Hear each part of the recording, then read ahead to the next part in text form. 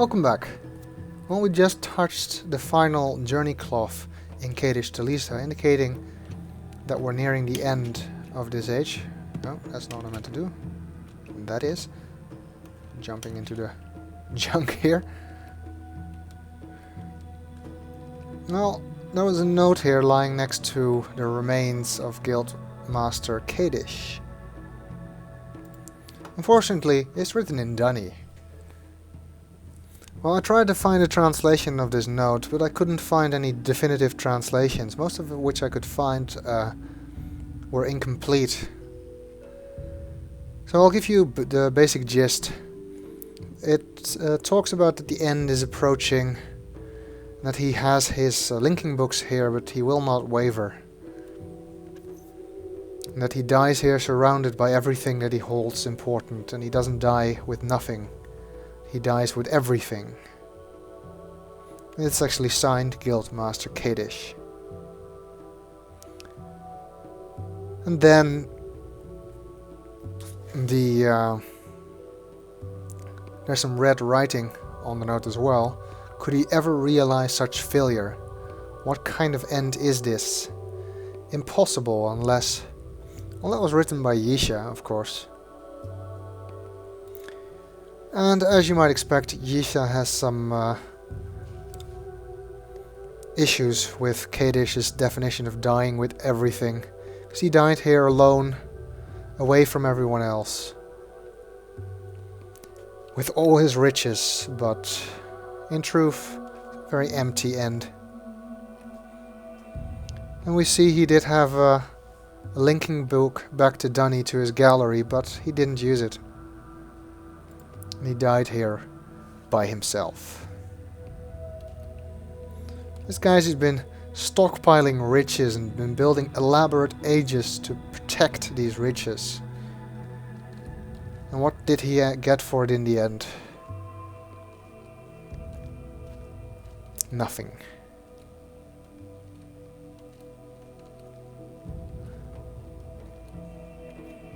Even Scrooge McDuck realized that his belongings were worth nothing without the memories they represented.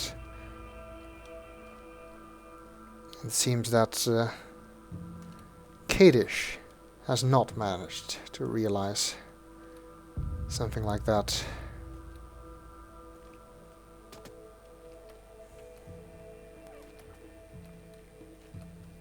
Yeah, I'm a big fan of the Scrooge McDuck stories of Karl Barks and particularly Don Rosa, so had to slip a reference to Scrooge McDuck in this age. The only obvious place to do so. So now we've got all the journey cloths. We can make our way to the journey door, which fortunately is not as complicated here as it was in Garrison. No complicated jumps.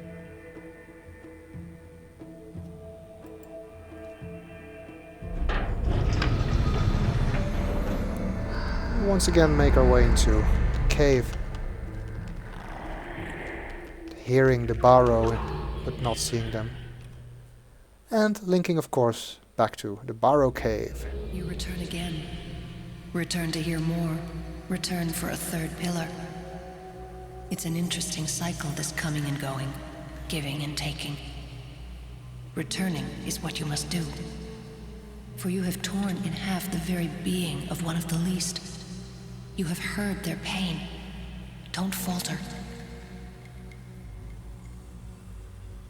The bones of Guildmaster Kadish speak louder than words. His bones are the bones of Denis. He clung to the teachings of good King Negan, who required good citizens to cling to their treasure. This Kadish you have seen would not give back, would not return, would not let go. He had long been one of the wealthiest of the Denis, owning more than he could possibly make use of.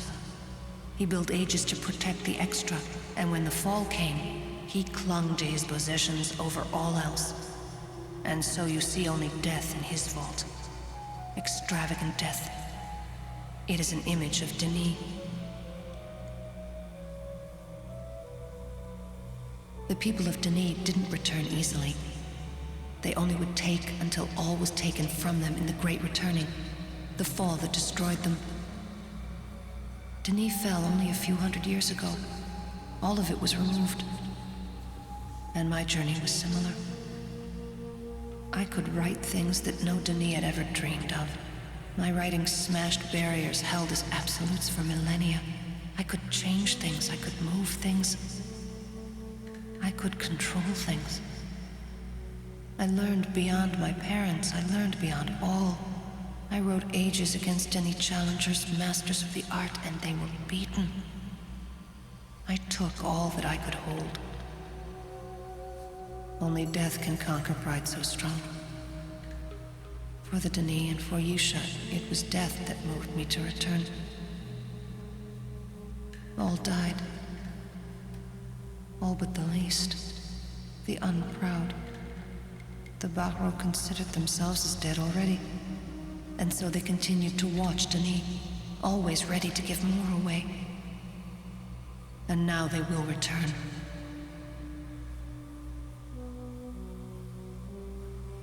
Okay, that's Yeesha's explanation for this age, where she ties it to the whole plot of giving, taking and returning. Also told us a little bit more about her own pride and her struggle to overcome it. And now we can take the third pillar. And once again cast ourselves into the Starfisher.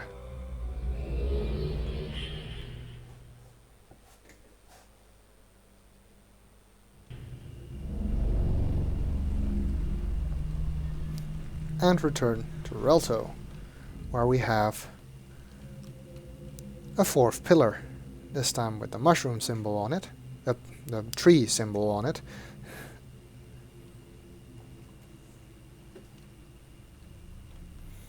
Well, apparently one of these trees was added by the Relto page we found, but I have honestly no idea which one it is.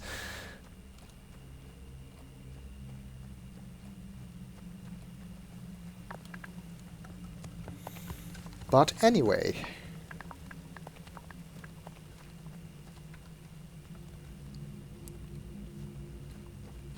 Well, we have one more age left. Well, this one definitely seemed a lot shorter than the others. That was just because there were no journals. Those always take a long time to read. Interesting thing. If we look at our bookshelf, we see that we have 2 positions left, with only one more age. Well, that's because the last age is actually 2 ages, connected together, with only one set of journey cloths spread across both of them. There's also this position at the left, but we'll come to that all the way at the end.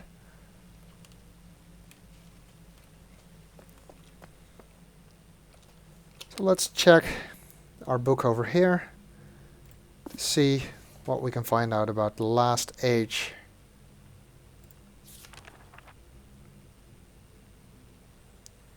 The symbol for this age appears to be a tree and some fish.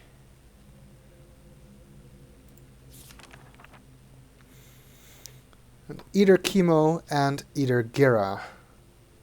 Well, that immediately indicates that it's 2 ages and not one. One called either Chemo and the other is called either Gira. When all is taken from one, the only hope that remains is what is given by another. Through this giving, both are redeemed. Well, that's pretty much similar to what we've already seen, the overall storyline about giving rather than taking, and keeping and returning rather than keeping. And it apparently applies to these 2 ages as well. Another interesting thing that Yeesha said was that we had torn the fabric of one of the least in half by taking these pillars. These pillars are definitely connected to the Bahro, we already knew that. What does it mean we torn one of the one of them in half or something. I don't know. The least are returning, the Barrow are returning. It all has to do with Yeesha's own designs, which we are aiding without knowing it. Well, anyway, time to go to the last age, but we will do it in the next video.